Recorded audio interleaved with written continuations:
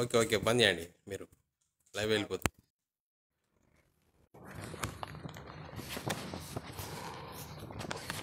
దేవునికి స్తోత్రములు. లైవ్లో యూట్యూబ్లో మరి వీక్షిస్తున్న సహోదరి సహోదరులు క్రీస్తు నామములో వందనములు. ప్రార్థన చేసుకుందాం. పరలోకమందున్న మా తండ్రి, నీ ప్రియకుమారుడు యేసుక్రీస్తు నామములో కృతజ్ఞత స్తుతులు స్తోత్రం చెల్లించుకుంటున్నాం నాయన. ఇంతవరకు సజీవ లెక్కలో ఉంచుకొని ఉదయకాల సమయంలో నీ సన్నిధిలో చేరి బైబిల్లోని కొన్ని సంగతులు పరిశీలించాలని ప్రయత్నపడుచుండగా ఆత్మ సంబంధమైన సంగతులతో సరిచూసుకొని నీ వాక్యం ద్వారా మాతో మాట్లాడండి. నీ చిత్తాన్ని మాకు బయలుపరిచి నీ ఇష్టాన్ని నెరవేర్చే బిడ్డలుగా మమ్మలను మరి తీర్చిదిద్దుమని ఇంత గొప్ప ధన్యత అనుగ్రహించినందుకు కృతజ్ఞతాస్తుతులు స్తోత్రం చెల్లించుకుంటూ ముందున్న సమయం కూడా నీ చేతులకు అప్పచెప్తూ యేసుక్రీస్తు నామములో ప్రార్థన అడిగి వేడుకుంటున్నాం తండ్రి, ఆమెన్. మరి లైవ్లో యూట్యూబ్లో వీక్షిస్తున్న సహోదరి సహోదరులకు క్రీస్తు నామములో వందనములు. మరి ఈరోజు బుధవారం కనుక క్లాసు, ఇది 36వ క్లాసు, ధర్మశాస్త్రము 2వ భాగము. ధర్మశాస్త్రం 2వ భాగంలో మరి బైబిల్ గ్రంథంలోని మరి ప్రధానంగా ఎన్ని నిబంధనలు కలవు? మరి ప్రియులారా, బైబిల్ గ్రంథంలోని ప్రధానంగా ఎన్ని నిబంధనలు కలవు? మరి ఎన్ని జనాంగాలు మరి బైబిల్ గ్రంథంలో కాల చరిత్రలో 2 ప్రధానమైన దేవుని జనాంగాలు కలవు.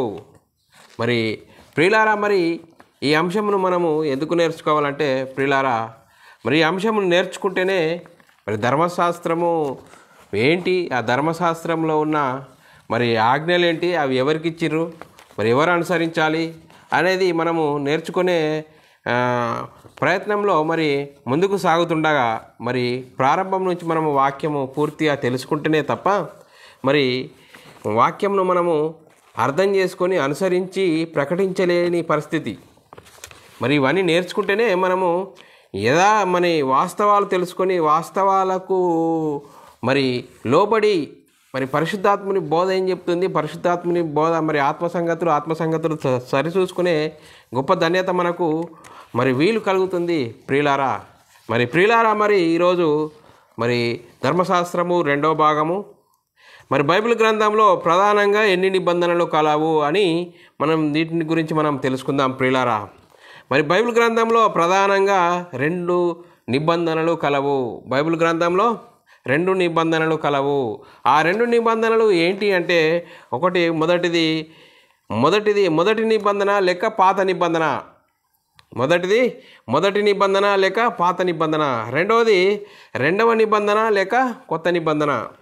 మరి ఈ 2 భాగాలు మనము చూసుకున్నట్లయితే ప్రియులారా, మరి బైబిల్ గ్రంథంలో మరి ఎక్కడ రాసి ఉన్నాయి అని మరి ఆ బైబిల్ గ్రంథంలోనికి మనము వెళ్తూ ఉంటే మరి వాక్యాలు మరి దీనికి సంబంధించిన మొదటి నిబంధన, మరి 2వ నిబంధన, మరి కొత్త నిబంధన, పాత నిబంధనల గురించి రాయబడిన మరి భాగాలను మనం పరిశీలన చేసుకున్నట్లయితే ప్రియులారా, మరి పూర్తి మనకు వివరాలు మనము తెలుసుకొని ముందుకు సాగడం జరుగుతుంది ప్రియులారా.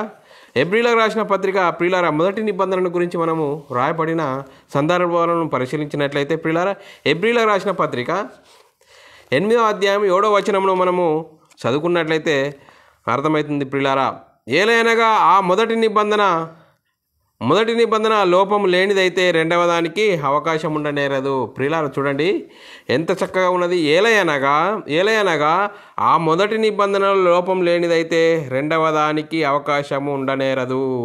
చూడు, మొదటి దాంట్లో లోపం ఉంటేనే 2వ దానికి అవకాశం ఉండనేరదు. మరి మొదటి దాంట్లో లోపం లేదనుకో 2వ దానికి రావడానికి వీలు లేదు. మరి ఆ మొదటి నిబంధనలో లోపం ఉన్నది కదా అని వాక్యం రాయబడి ఉన్నది ప్రియులారా. అలాగే ఎబ్రీలకు రాసిన పత్రిక 8వ అధ్యాయం 13వ వచనంలో మరి చదువుకున్నట్లయితే, ఆయన కొత్త నిబంధన అని చెప్పుట చేత మొదటిది పాతదిగా చేసి ఉన్నాడు. ఏది పాతగిల్లి ఉడిగిపోవునో అది అదృశ్యమౌటకు సిద్ధముగా ఉన్నది. చూడండి ప్రియులారా, ఆయన కొత్త నిబంధన అని చెప్పుట చేత మొదటిది పాతదిగా చేసి ఉన్నాడు. ఏది పాతగిల్లి ఉడిగిపోవునో అది అదృశ్యమౌటకు సిద్ధముగా ఉన్నది. చూడండి ప్రియులారా, మరి మొదటి నిబంధన అనగా పాత నిబంధన అని మనం ఇక్కడ చాలా చక్కగా అర్థమవుతుంది ప్రియులారా. అలాగే ఏప్రిల్ రాసిన పత్రిక 9వ అధ్యాయం 1వ వచనంను చదువుకున్నట్లయితే మొదటి నిబంధనకైతే సేవా నియమములను ఈలోక సంబంధమైన పరిశుద్ధ స్థలమును ఉండెను. మొదటి నిబంధనకి ఏమున్నదట? మొదటి నిబంధనకైతే సేవా నియమములను ఈలోక సంబంధమైన పరిశుద్ధ స్థలమును ఉండెను. చూడండి ప్రియులారా, మొదటి నిబంధనగా పాత నిబంధనకి ఏముందట? సేవా నియమములు ఈలోక సంబంధమైన పరిశుద్ధ స్థలం ఉండెను. అలాగే మరి ప్రియులారా, ఇంకా మరి కొత్త నిబంధనకు మధ్యవర్తి ఎవరు అనేది మనం వాక్యాన్ని పరిశీలించినట్లయితే ఏప్రిల్ రాసిన పత్రిక 9వ అధ్యాయం 15వ వచనమును చదువుకున్నట్లయితే, ఆ హేతువు చేత మొదటి నిబంధన కాలంలో జరిగిన అపరాధమును బట్టి అపరాధముల నుండి విమోచనము కలుగుటకై ఆయన మరణం నొందినందున పిలువబడిన వారి నిత్యమైన స్వాస్థ్యమును గురించిన వాగ్దానము పొందు నిమిత్తము ఆయన కొత్త నిబంధనకు మధ్యవర్తి అయి ఉన్నాడు. చూడండి ప్రియులారా, కొత్త నిబంధనకు మధ్యవర్తి ఎవరు? యేసుక్రీస్తు అని ఇక్కడ మన చక్కగా అర్థమవుతుంది ప్రియులారా. ఆ హేతువు చేత మొదటి నిబంధన కాలంలో ఏమైందట? అపరాధముల నుండి విమోచన. మొదటి నిబంధన ఏమైంది? అపరాధములకు విమోచన కలుగుటకై ఆయన యేసుక్రీస్తు మరణము పొందినందున పిలువబడిన వారి నిత్యమైన స్వాస్థ్యమును గురించి, పిలువబడిన వారు యేసుక్రీస్తుని గురించి, యేసుక్రీస్తు సువార్తను విని పిలువబడిన వారికి నిత్య స్వాస్థ్యమును గురించిన వాగ్దానము పొందు నిమిత్తము ఆయన కొత్త నిబంధనకు మధ్యవర్తిగా ఉన్నాడు. చూడండి పిల్లరా, కొత్త నిబంధనకు మధ్యవర్తి ఎవరు? యేసుక్రీస్తు. మరి చూడండి పిల్లరా, ఇంతవరకు మనం చూసుకున్న సందర్భం ఏంటంటే మొదటి నిబంధన అనగా పాత నిబంధన. ఆ పాత నిబంధన గురించి మనము తెలుసుకున్నాము ప్రియులారా. అలాగే మరి ప్రియులారా, మరి ఆ పాత నిబంధన అనేది ఇంకా దాని గురించి మనం పరిశీలనగా చూసుకున్నట్లయితే ప్రియులారా, పాత నిబంధన అనేది మరి ఏప్రిల్ రాసిన పత్రిక 13వ వచనంలో వ్రాయబడిన సందర్భంను చదువుకున్నట్లయితే ఆయన కొత్త నిబంధన అని చెప్పుట చేత మొదటిది పాతదిగా చేసి ఉన్నాడు. చూడండి ప్రియులారా, మరి యేసుక్రీస్తు వచ్చి మధ్యవర్తిగా మరి యేసుక్రీస్తు ధర్మశాస్త్రాన్ని నెరవేర్చి కొట్టివేసేయడం ద్వారా మరి ఏమైంది? పాత నిబంధన కొట్టివేయడం ద్వారా అది ఆయన కొత్త నిబంధనని చెప్పుట చేత మరి మొదటిది పాతదిగా చేసి ఉన్నాడు. ఏది పాతగిల్లి ఉడిగిపోవునో అది అదృష్టమటకు సిద్ధముగా ఉన్నది. చూడండి ప్రియులారా, మరి యేసుక్రీస్తు మధ్యవర్తిగా రావడము, యేసుక్రీస్తు మనకును మరి మధ్యవర్తిగా వచ్చి యేసుక్రీస్తు ఏం చేసిందంటే యేసుక్రీస్తు ధర్మశాస్త్రాన్ని నెరవేర్చి కొట్టివేయడం జరిగింది. కొట్టివేయడం ద్వారా పాత నిబంధన అనేది మరి పాతదైపోయింది. యేసుక్రీస్తు వచ్చి చేసిన నిబంధన కొత్త నిబంధన. ఆ కొత్త నిబంధన మరి ప్రియులారా, మరి ఆ కొత్త నిబంధన గురించి ఇంకా మరి ఏం రాయబడి ఉన్నది అనేది రెండో కొరింథీయులకు రాసిన పత్రిక 3వ అధ్యాయము 14 నుంచి 16 వచనాలు చదువుకున్నట్లయితే ఇంకా మరి పాత నిబంధన చదువుతున్నప్పుడు వారి మనసులలో మరి ఏమున్నది అనేది మరి రాయబడి ఉన్నది ప్రియులారా. మరియు 2 కొరింథీయులకు రాసిన పత్రిక 3వ అధ్యాయం 14 నుంచి 16 వచనాలు చదువుకున్నట్లయితే ప్రియులారా, వారి మనసులు కఠినములాయెను గనుక. ఎవరి మనసులు? మరి పాత నిబంధన కాలంలో పాత నిబంధనలో మరి ధర్మశాస్త్రము కొట్టివేయబడినది అని కొత్త నిబంధనకు వచ్చినా కూడా మరి యేసుక్రీస్తు వచ్చి మధ్యవర్తిగా వచ్చి యేసుక్రీస్తు ధర్మశాస్త్రాన్ని కొట్టివేసి మరి పాత నిబంధన పాతదిగా చేసి కొత్త నిబంధన ఏర్పరిచినా కూడా వాళ్ళు ఏమంటారట? వారి మనసులు కఠినములాయను గనుక నేటి వరకు పాత నిబంధన చదువుతున్నప్పుడు అది క్రీస్తునందు కొట్టివేయబడినని వారికి తేటపరచబడక ఆ మూసికే నిలిచి ఉన్నది. నేటి వరకు మోషే గ్రంథము చదువుతున్నప్పుడెల్లా ముసుగు వారి హృదయముల మీదగాను ఉన్నది. చూడండి ప్రియులారా, వారి హృదయము ప్రభు వైపునకు ఎప్పుడు తిరుగునో అప్పుడు ముసుగు తీసివేయబడును. చూడండి ఎంత స్పష్టంగా వ్రాయబడినది ప్రియులారా. మరి మరి చూడండి పిల్లరా, మరి పాత నిబంధన ఏమైపోయింది? యేసుక్రీస్తు వచ్చి మరి నెరవేర్చి కొట్టివేయడం జరిగింది. కొట్టివేయబడినా కూడా వారు ఏం చేస్తే వారి మనసులు కఠినములైనట. మరి కఠినములైనాక మరి పాత నిబంధన చదువుతున్నప్పుడు అది ఇంకా పాత నిబంధన కొట్టివేయబడినని వారికి తెలియలేదట. చూడండి పిల్లలు, ఎంత భయంకరమైన పరిస్థితి. పాత నిబంధన చదువుతున్నప్పుడు అది క్రీస్తునందు కొట్టివేయబడినని వారికి తేటపరచబడక ఆ ముసుకే ఇంకా నిలిచి ఉన్నట్టు. చూడండి పిల్లారా, మరి పాత నిబంధన పరిస్థితి ఏంది? పాత నిబంధన ఎవరికి ఇచ్చిండ్రు? పాత నిబంధన ఇజ్రాయేల్కి ఇచ్చిండ్రు. పాత నిబంధన మరి యేసుక్రీస్తు వచ్చి పాత నిబంధనను మరి నెరవేర్చి కొట్టివేయడం ద్వారా మరి అది పాతదైపోయింది. మరి ఇది మరి యేసుక్రీస్తు వచ్చి నెరవేర్చిన ఆ చట్టంను కొత్త నిబంధన అయిపోయింది. మరి చూడండి పిల్లలు, మనము సర్వసాధారణంగా మనము ఒక బైక్ కొన్న తర్వాత అది చాలా రోజుల తర్వాత ఇంకో బైక్ కొన్నామనుకో, అది కొత్తది అది పాతది అని మనం ఏ విధంగా మాట్లాడుకుంటామో, ఏ విధంగా మాట్లాడే సందర్భం మనం మాట్లాడుకుంటామో చూడండి పిల్లరా, పాత నిబంధనలో లోపం ఉన్నది. ఆ లోపం ద్వారా మరి యేసుక్రీస్తు మరి మధ్యవర్తిగా వచ్చి యేసుక్రీస్తు మరి ధర్మశాస్త్రాన్ని నెరవేర్చి కొట్టివేసి కొత్త నిబంధన అనేది ఇచ్చాడు ప్రియులారా. మరి ఆ రెండవ నిబంధన అనగా కొత్త నిబంధన. ఆ కొత్త నిబంధన గురించి మనం ఇంకా మరి కొన్ని సందర్భాలు మనము చూసుకుందాం ప్రియులారా. ఎబ్రీలకు రాసిన పత్రిక 8వ అధ్యాయం 7వ వచనంను చదువుకున్నట్లయితే, ఏలయనగా ఆ మొదటి నిబంధన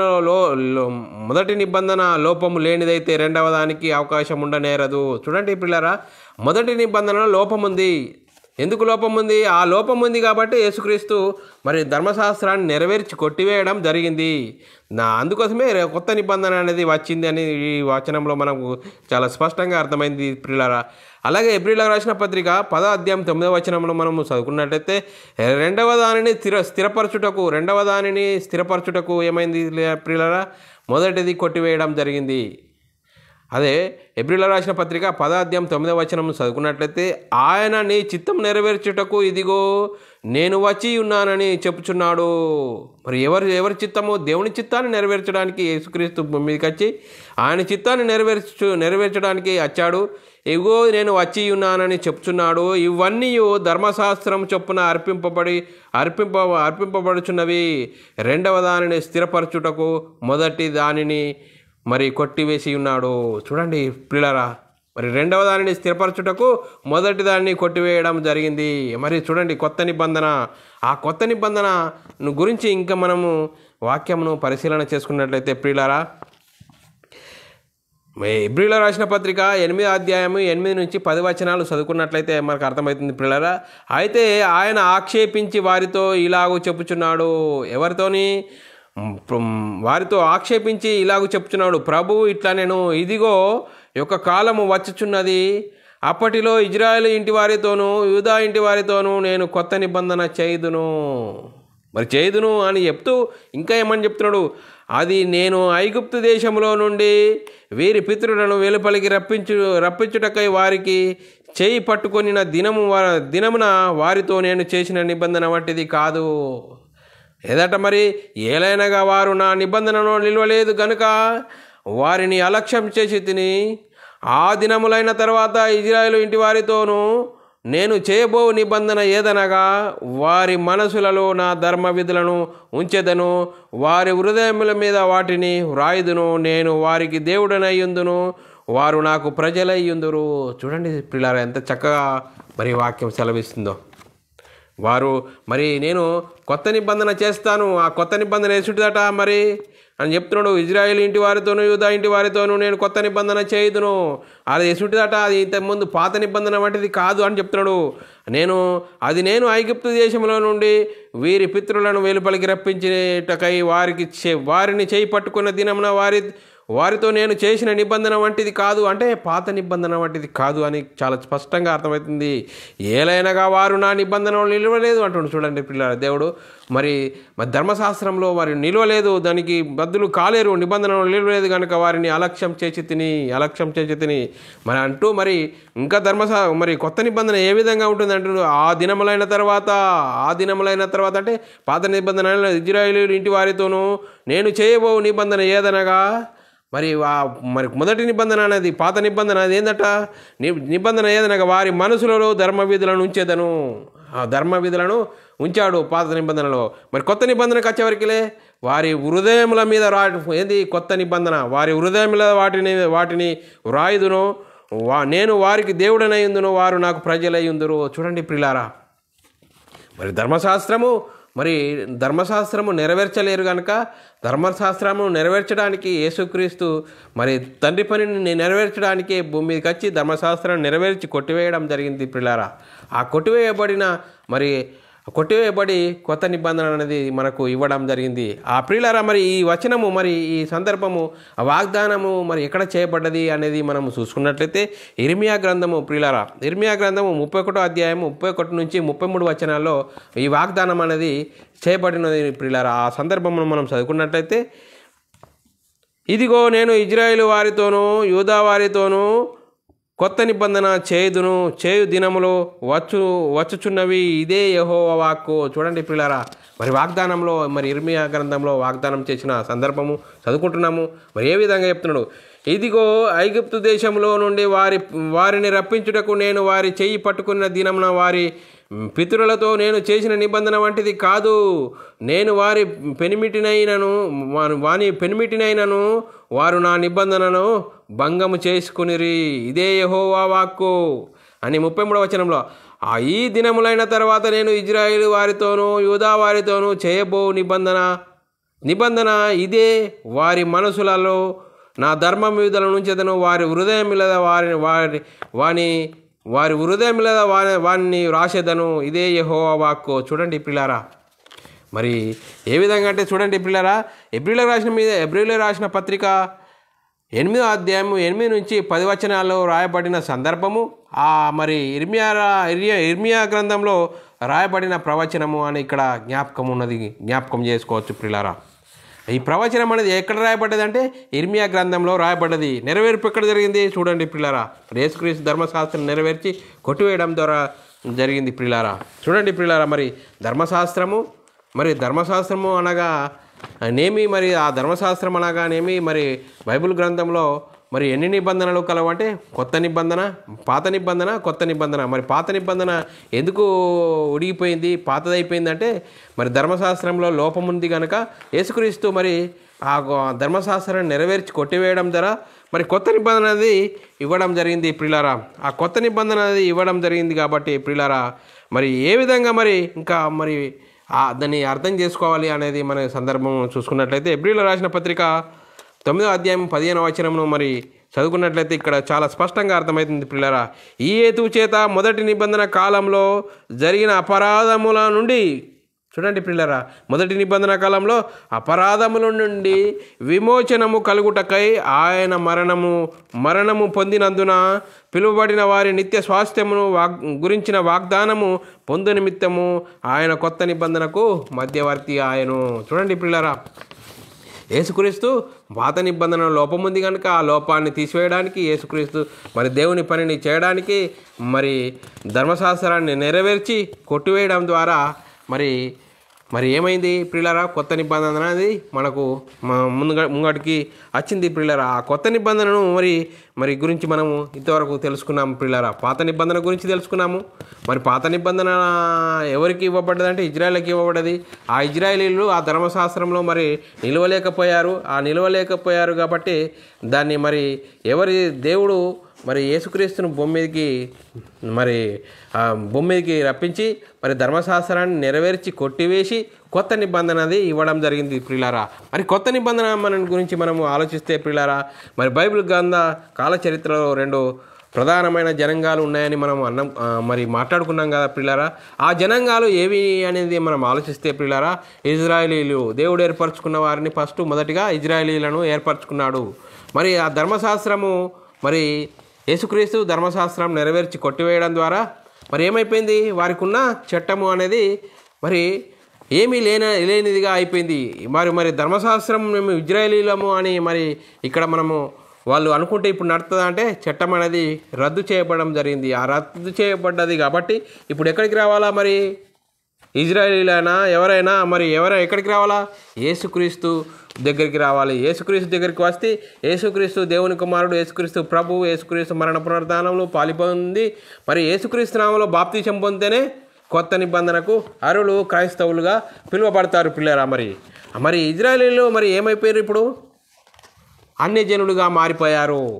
మరి ధర్మశాస్త్రము కొట్టివేయడం ద్వారా ఇజ్రాయేలీలు వాళ్ళకు మరి ఇప్పుడు అన్యజనులుగా అయిపోయారు. మరి ఇంతకుముందు ఇజ్రాయేలీలు అన్యజనులు, ఇప్పుడు ధర్మశాస్త్రం కొట్టివేయడం ద్వారా అందరూ అన్యజనులు అయిపోయారు. మరి అన్యజనులైన వారు ఎక్కడికి రావాలా, యేసుక్రీస్తు యొద్దకు రావాలి. యేసుక్రీస్తును దేవుని కుమారుడు అని నమ్మాలి, యేసుక్రీస్తు ప్రభు అని నమ్మాలి. యేసుక్రీస్తు ప్రభు అని నమ్మి యేసుక్రీస్తు యొద్ద విశ్వాసం ఉంచి యేసుక్రీస్తు మరణ పునరుద్ధానంలో పాలిభాగస్తులై యేసుక్రీస్తు నామంలో బాప్తిసం పొందినప్పుడు వాళ్ళు ఏమవుతారు, క్రైస్తవులు అని పిలువబడతారు పిల్లారా. మరి క్రైస్తవులను గురించి మనము ఆలోచిస్తే పిల్లారా, మరి ఇజ్రాయేలుల గురించి మొదటిగా మనము చూసుకున్నట్లయితే పిల్లారా, ఇజ్రాయేలుల గురించి ఆలోచిస్తే పిల్లారా, రోమీయులకు రాసిన పత్రిక 9వ అధ్యాయం 4వ వచనంను చదువుకున్నట్లయితే మనం అర్థమవుతుంది పిల్లారా. వీరు మరి ఇజ్రాయేలీలు దత్తపుత్రులు, మహిమ ఎవరిదట, ఇజ్రాయేలీలది. మొదటిగా వీరు ఇజ్రాయేలీలు దత్తపుత్రత్వమును, మహిమయు, నిబంధనలు, ధర్మశాస్త్ర ప్రధాన అర్చనారాధులు, వాగ్దానములు వీరివి.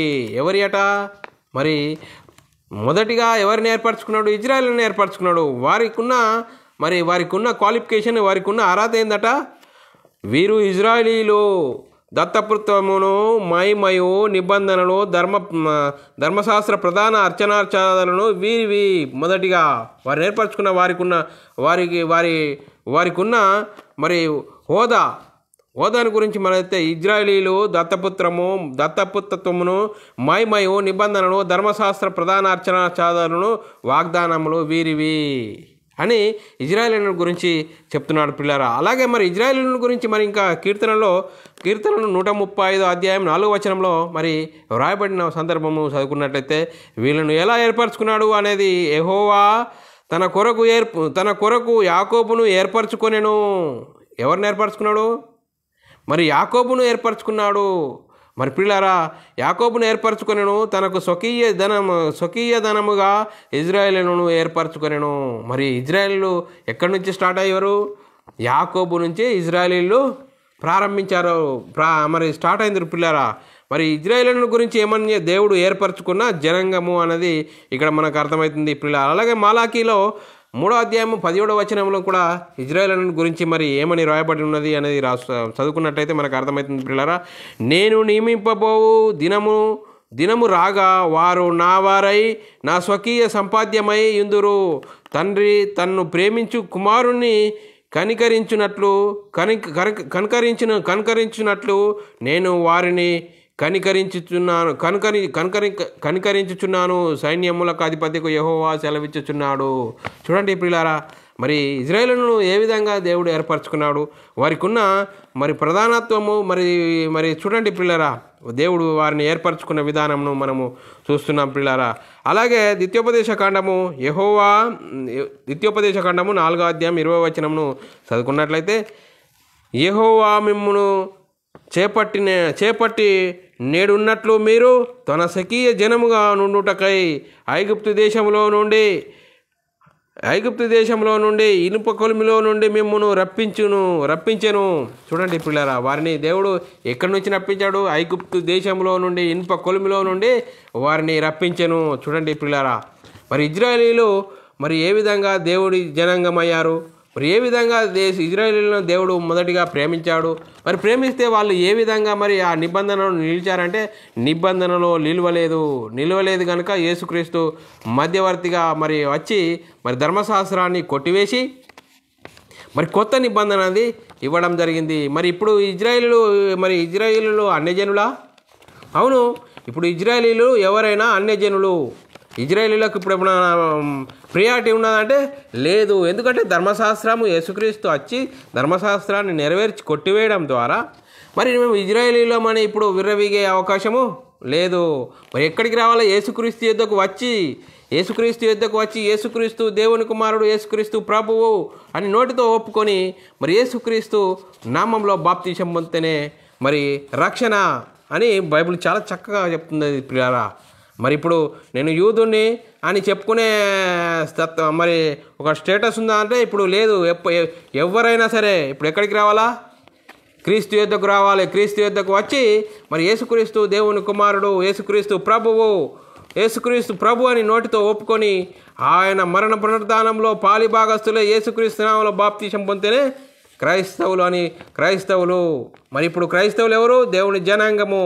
మొదటిగా దేవుడు మరి ప్రారంభంలో ఇజ్రాయేలీలు దేవుని జనాంగము. ఆ దేవుని జనాంగము ఎక్కడ మరి పాత నిబంధనలో మరి వారు ఆ నిబంధనను నిలవలేరు కాబట్టి మరి యేసుక్రీస్తు మరి ధర్మశాస్త్రాన్ని నెరవేర్చి కొట్టివేయడం జరిగింది కాబట్టి వారికి ఉన్న మరి పాత నిబంధనని కొట్టివేయడం జరిగింది కాబట్టి వాళ్ళు ఇప్పుడు ఇజ్రాయేలీలు అన్యజనులు మరి ఇంతకుముందు దేవుడు ఏర్పరచుకున్న ఇజ్రాయేలీలు అన్యజనులు ఇప్పుడు అందరూ యేసుక్రీస్తు ధర్మశాస్త్రాన్ని కొట్టివేసి నెరవేర్చడం ద్వారా మరి యేసుక్రీస్తు కొత్త నిబంధన అనేది ఇవ్వడం జరిగింది. ఆ కొత్త నిబంధనకు రావడం వస్తేనే అందరు ఇప్పుడు క్రైస్తవులైన వారు దేవుని జనాంగంగా పిలువబడతారు ప్రియులారా. మరి క్రైస్తవుల గురించి మనము పరిశీలన చేసుకున్నట్లయితే ప్రియులారా, క్రైస్తవులకున్న మరి ఔన్నత్యం ఏంటి అనేది ఆలోచిస్తే ప్రియులారా, మరి క్రైస్తవులు అంటే ప్రియులారా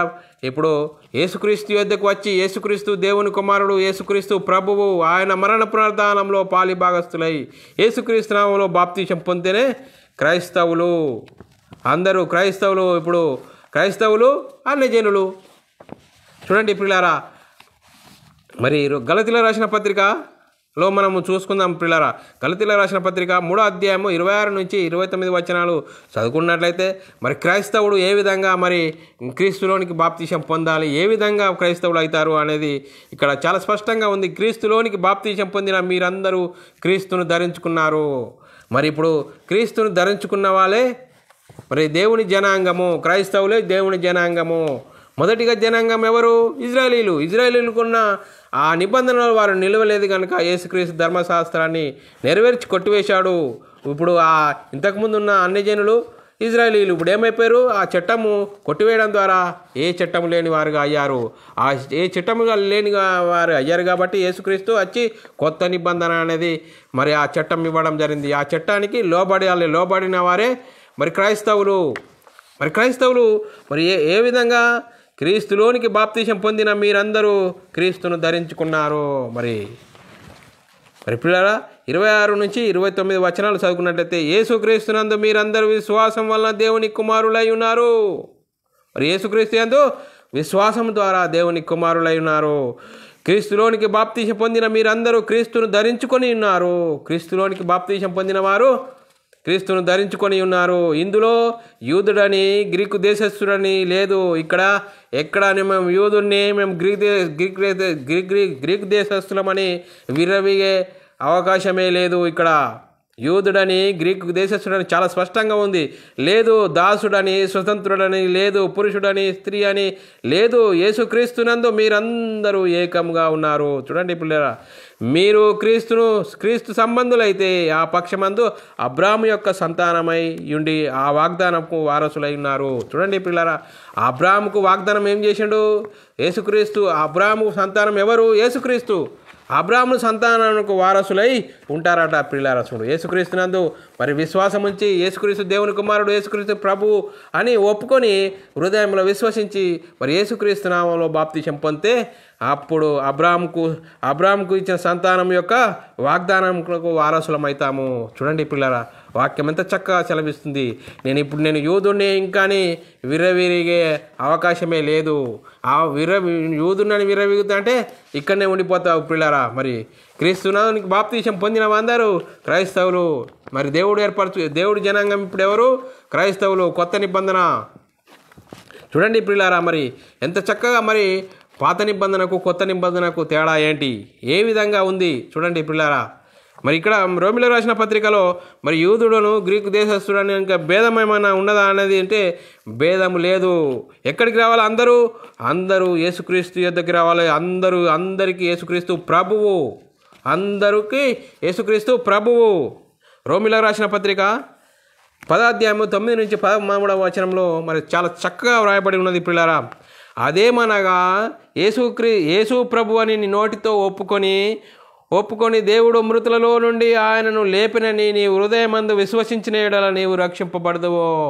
ఇప్పుడు నేను యూదుని అని విర్రవీగుతున్నావా? విర్రవీగే అవకాశమే లేదు. ఇక్కడ ఏమని రావాలి? యేసుక్రీస్తుకు వచ్చి అదేమనగా యేసు ప్రభువుని నోటితో ఒప్పుకొని దేవుడు మృతులలో నుండి ఆయనను లేపినని నీ హృదయమందు విశ్వసించిన యెడల నీవు రక్షింపబడదు.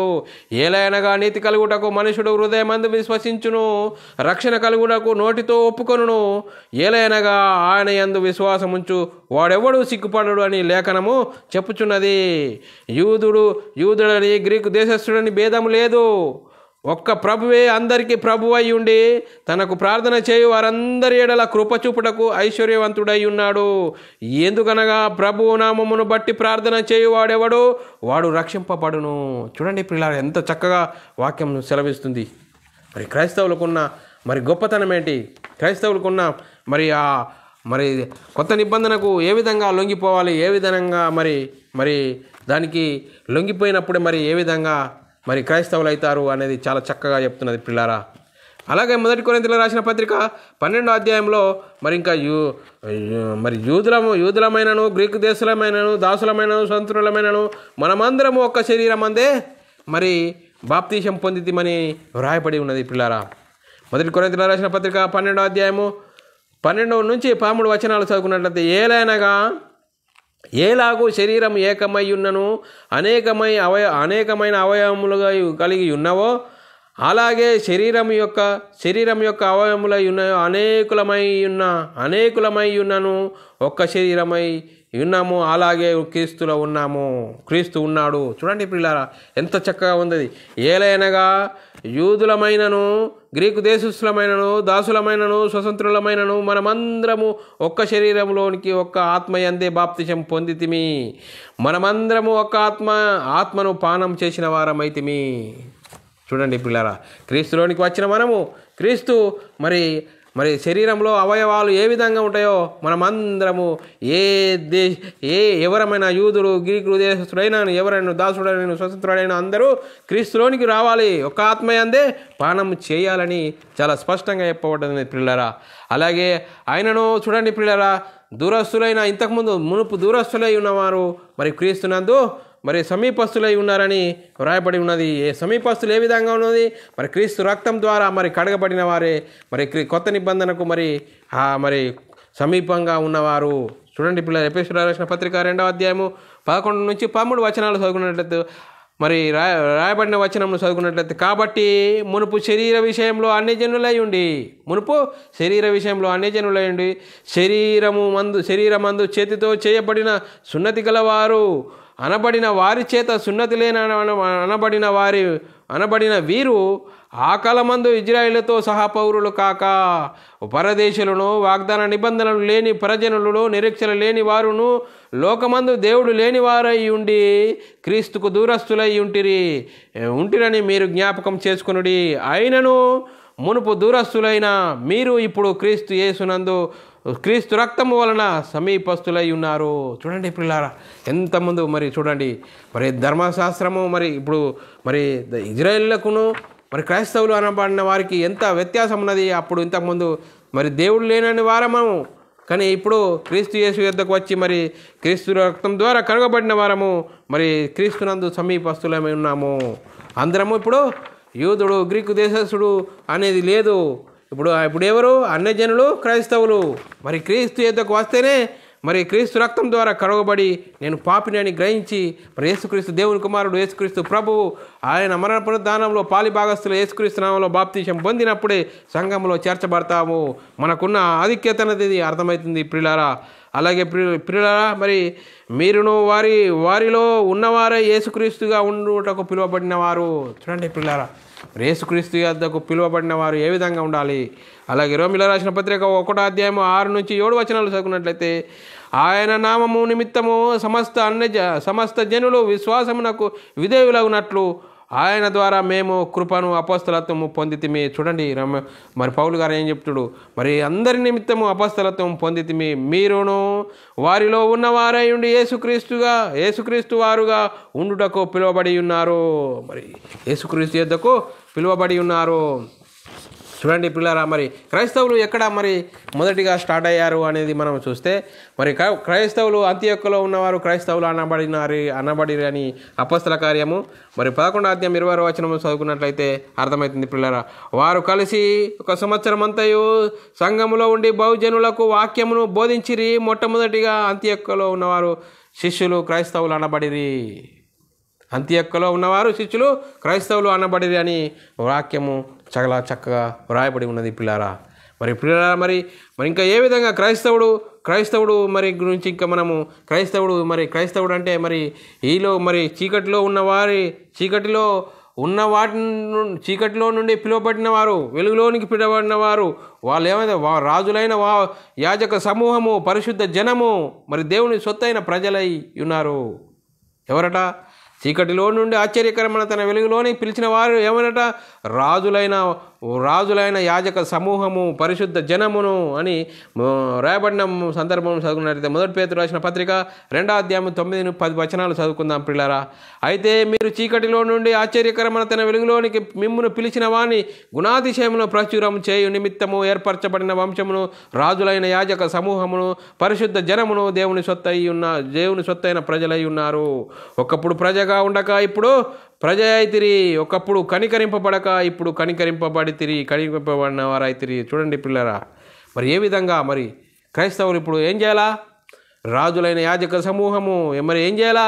చీకటిలో నుండి ఆశ్చర్యకరమైన తన వెలుగులోని పిలిచిన వాని గుణాతిశయములను ప్రచురం చేయు నిమిత్తము ఏర్పరచబడిన వంశము ప్రియులారా.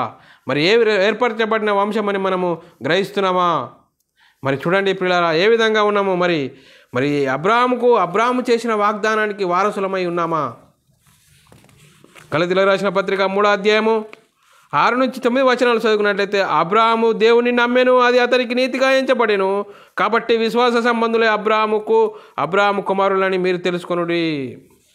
మరి అబ్రాహాము వాగ్దానం సంతానము ఎవరు? యేసుక్రీస్తు. ఆ యేసుక్రీస్తు మరి వారసులు ఎప్పుడైతారంటే మరి యేసుక్రీస్తు యందు విశ్వాసం వచ్చి, యేసుక్రీస్తు దేవుని కుమారుడు, యేసుక్రీస్తు ప్రభువు, యేసుక్రీస్తు మరి ప్రభు అని ఒప్పుకొని యేసుక్రీస్తు మరణ పునరుద్ధానంలో పాలిభాగస్తులే యేసుక్రీస్తు నామములో బాప్తిసం పొందినప్పుడు మరి అబ్రాహాము సంతానకు వారసులు అవుతారని వాక్యం సెలవిస్తుంది. దేవుడు విశ్వాసం మూలముగా అన్యజనులు నీతిమంతులుగా తీర్చునని లేఖనము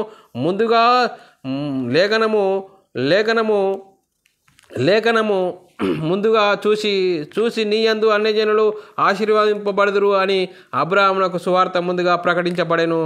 కాబట్టి విశ్వాస సంబంధులే విశ్వాసం గల అబ్రాహాము కూడా ఆశీర్వదింపబడుదురు. చూడండి పిల్లారా, ఇప్పుడు అబ్రాహాము యొక్క సంతానం ఎవరంటే యేసుక్రీస్తు యొద్దకు వచ్చిన వారే అబ్రాహాము యొక్క సంతానము అనేది వాక్యం చాలా చక్కగా సెలవిస్తుంది పిల్లారా. అలాగే మీరు క్రీస్తు సంబంధులైతే అబ్రాహాము యొక్క సంతానమై ఉందురు. గలతీయులకు రాసిన పత్రిక 3వ అధ్యాయం 29వ వచనంలో చాలా చక్కగా రాయబడ్డది. మీరు క్రీస్తు సంబంధులైతే ఆ పక్షమందు అబ్రాహాము యొక్క సంతానమై ఉండే వాగ్దానమునకు వారసులై ఉన్నారు. చూడండి పిల్లారా, ఎంత చక్కగా మరి నిబంధన, మరి కొత్త ధర్మశాస్త్రంలో ఎన్ని నిబంధనలు ఉన్నాయి అంటే చూడండి పిల్లారా, నిబంధనలు 2 నిబంధనలు ఉన్నాయి. మొదటి నిబంధన పాత నిబంధన, మరి 2వ నిబంధన కొత్త నిబంధన. మరి ప్రియులారా, మరి ఏ విధంగా మనము అర్థం చేసుకోవాలి అనేది ఎన్నో సందర్భాలు చూసుకున్నాం ప్రియులారా. మరి మొదటి నిబంధనలో లోపము లేకుంటే మరి 2వ దానికి అవకాశం ఉండనేరదు. చూడండి ప్రియులారా, మొదటి నిబంధనలో లోపం ఉంది కాబట్టి యేసుకు మరి దేవుని పనిని నెరవేర్చడానికి యేసుక్రీస్తు ధర్మశాస్త్రాన్ని నెరవేర్చి కొట్టివేసి మరి కొత్త నిబంధన అనేది ఇవ్వడం జరిగింది. చూడండి ప్రియులారా, మరి ఆ కొత్త నిబంధనలో ఉన్నవారే క్రైస్తవులు, కొత్త నిబంధనకు లోబడిన వారే క్రైస్తవులు. మరి యేసుక్రీస్తు దేవుని కుమారుడని నమ్మాలి. నేను యూదుని ఇంకా గ్రీకు దేశస్తుని అని చెప్తే ఇప్పుడు ఏమన్నా ప్రయోజనం ఉన్నదంటే ఏమీ ప్రయోజనం లేదు ప్రియులారా. మరి వాక్యం ఎంత చక్కగా చలవిస్తుంది. మరి మనము ఈ విధంగా లేఖనాధారాలతో మనము వాక్యం నేర్చుకొని మరి దేవుని చిత్తాన్ని నెరవేర్చే మనము వారంగా ఉండి దేవునికి మహిమ తెచ్చే వారంగా, దేవునికి ఘనత తెచ్చే వారంగా ఉంటూ ముందుకు సాగే గొప్ప ధన్యత దేవుడు దయచేస్తున్న విధానం మనకు దేవునికి కృతజ్ఞతాస్తుతులు స్తోత్రాలు. మరి విన్నటువంటి వాక్యం ప్రతి ఒక్కరి హృదయంలో నీరుగట్టి ఫలింపచేయునుగాక. ఆమెన్. అందరికీ వందనములు. మరి ప్రార్థన చేసుకుందాం. పరలోకమందున మా తండ్రి, నీ ప్రియకుమారుడు యేసుక్రీస్తు నామములో కృతజ్ఞతాస్తుతులు స్తోత్రం చెల్లించుకుంటున్నాం నాయన. ఇంతవరకు సజీవ లెక్కలో ఉంచుకొని మరి ఈ సమయంలో మరి ధర్మశాస్త్రంలో మరి బైబిల్ గ్రంథంలో ఎన్ని నిబంధనలు కలవు అనేది నేర్చుకున్నాం నాయన. మరి నేర్చుకున్న వాటిని విడిచిపెట్టకుండా విన్న వాటిని హృదయంలో భద్రపరచుకొని మరి వాక్యాన్ని మనం నేర్చుకున్నది కాకుండా అనేకులకు పంచిపెట్టే విధంగా ఇచ్చిన గొప్ప ధన్యతను బట్టి కృతజ్ఞతాస్తుతులు స్తోత్రాలు. విన్న సహోదరులు కూడా అర్థం చేసుకొని అనేకులకు అందించే గొప్ప కృపను అనుగ్రహించమని, ఇంత గొప్ప ధన్యతను అనుగ్రహించినందుకు కృతజ్ఞతాస్తుతులు స్తోత్రం చెల్లించుకుంటూ యేసుక్రీస్తు నామములో ప్రార్థన అడిగి వేడుకుంటున్నాం తండ్రి. ఆమెన్.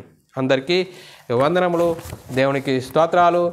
సహోదరులారా, ఇలాంటి ఆత్మీయమైన అంశాలు వినాలనుకుంటున్నారా? యూట్యూబ్ ఛానల్లో బైబిల్ విజిటమ్ అని సబ్స్క్రైబ్ చేసుకోండి. మరి ఆత్మీయమైన అంశాలు విని అనేకులకు మరి షేర్ చేయవలసిందిగా క్రీస్తు ప్రేమను బట్టి బతిమాలుకుంటున్నాను. మరి మీ వ్యక్తిగత ప్రార్థనలో, మా పరిచర్య నిమిత్తం ప్రార్థనలో జ్ఞాపకం చేసుకోవాల్సిందిగా అందరికీ మనవి చేసుకుంటున్నాను. అందరికీ వందనములు. దేవునికి స్తోత్రాలు.